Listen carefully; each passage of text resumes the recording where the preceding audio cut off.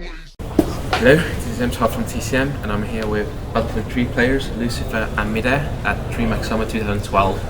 So how have you guys found the event so far? The event's amazing. It's the first time I've been to Dreamhack. The only other LAN events I've been to really before this is I-Series in Telford.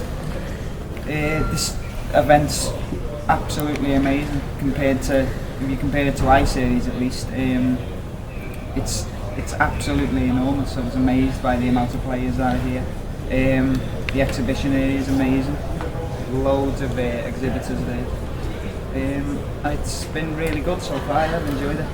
Good. And what about you, Midair? It's good. It's my second time here, and of course it's like always something special to come here and visit. Good, good. Well, you've already played 2 games in your group stage, winning them both. So a quick rundown on how those games went. We won both. We got seeded into like depending like the top teams in all different groups, you know. So we got played against some random Swedish teams. But yeah, we won both, and we played Metro and Sign. Yeah, and so now tomorrow you will play your first playoff game at 11:50. I think it was, yeah. Maybe. And what do you think about the opponent for the first game? I don't really know too much about the team we're going to be playing against, if I'm completely honest. But you can never dismiss a team. You know, you can never go into a game just thinking, oh yeah, it's an easy win. You need to try. You know, you can't just be relaxed going into these games because you never know what can happen. So, yeah, as I say, I don't know a lot about the team, but we'll go into it like we will go into any other game against, you know, any other team. We'll go in fully prepared and do our best. Okay, so obviously the biggest competitors at Dreamhack Summer are Epsilon and Eyeballers for you. And Xapsol teams. And Xapsol as well. So, but who do you reckon is going to be like the biggest opponent to get over?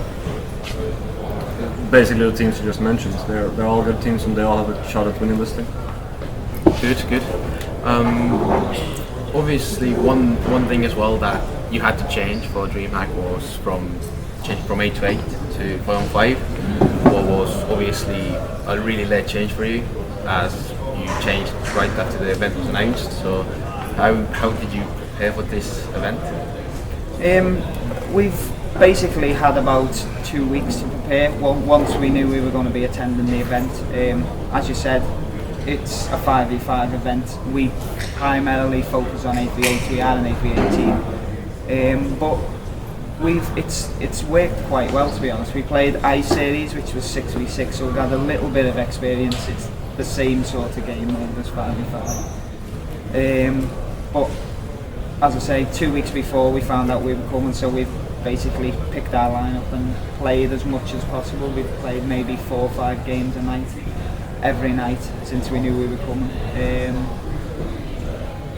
That's about it. We've studied a few other teams' streams and things to see how they play, because obviously with us being mainly an 8v8 team, we've had to sort of do a lot of catching up with the other teams. As I say, like Epsilon are here, iGaming, which they are mainly 5v5 teams, so they've probably got 5-6 months head start on us in terms of 5v5. But it's been going well. We've had some good games. Played in Go 4 last week. That was interesting. But yeah, as I say, which do you prefer to play more, 8 on 8 or 5 on 5? For me personally, I find 8v8 far more interesting. There's a hell of a lot more to the game. You've got vehicles and things like that. There's a lot more strategy to it, I find. Whereas 5v5 is a lot more about just. There is. I mean, we've come into 5v5 and we've realised how much time teams have put into the game mode. But as I say, I do prefer 8v8 to find a lot more interesting. There's a lot more to the game mode. And what about you, Midair? Which do you prefer more? 8v8, of course. Like 5 on 5 removes a lot of dynamics of the Battlefield game, and it focuses like so much on the core infantry, and To be honest, I was surprised how much differently, or how much we had to like change, or from 8-8 going over to 5-5. Like I didn't expect it to be such a big swap for us, but it turned out to be. Well, what the Battlefield 3 scene is right now actually saying is that 8v8 is starting to die a bit, with 5-on-5 taking mostly over. Why do you think that's happening? Well, there's many factors. Definitely one of them is the way ESL has handled the situation, splitting it up to a German section this early on in the game. Was not the best decision in my opinion, and also lack of teams in a way.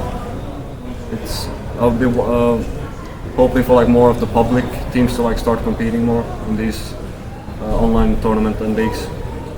And Lucy, what do you think? Do you like want ECL to continue supporting 8v8 more than 5-on-5, with like maybe changing code for BF3 back to 8v8 in the future? Oh yeah, of course. Obviously, we primarily focus on 8v8, or we have done.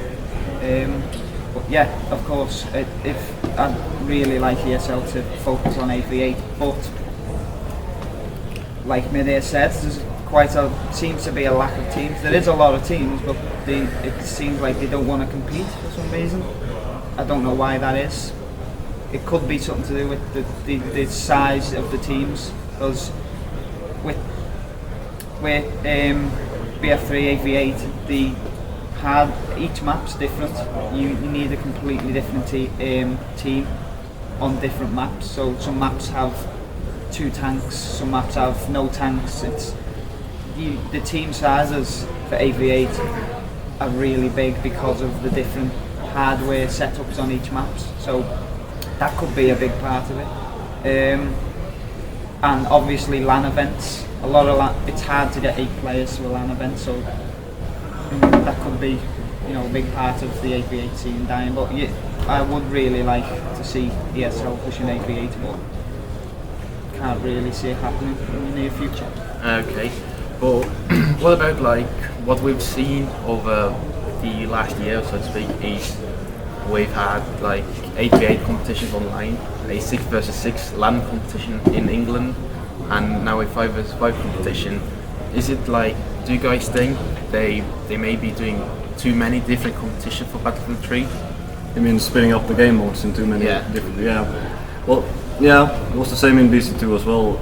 Like there was a squad rush part in the game, which also split the game, and now we have like 4v4. It has some activity, 5-on-5 and 8v8. It's too much, yeah, definitely. And what about you? Yeah, I agree completely in what Midair said there. The community is completely divided. We have 4v4 teams, 5v5 teams and 8v8 teams, all obviously wanting to play their game mode. But that's always going to happen. When the facility is there to play these different game modes, it will split the community, and that's exactly what's happening. And we're talking a little bit about the new Battlefield DLC that came out, Close Quarters. What do you guys think? Will it pick up in the 5 versus 5 scene in the future?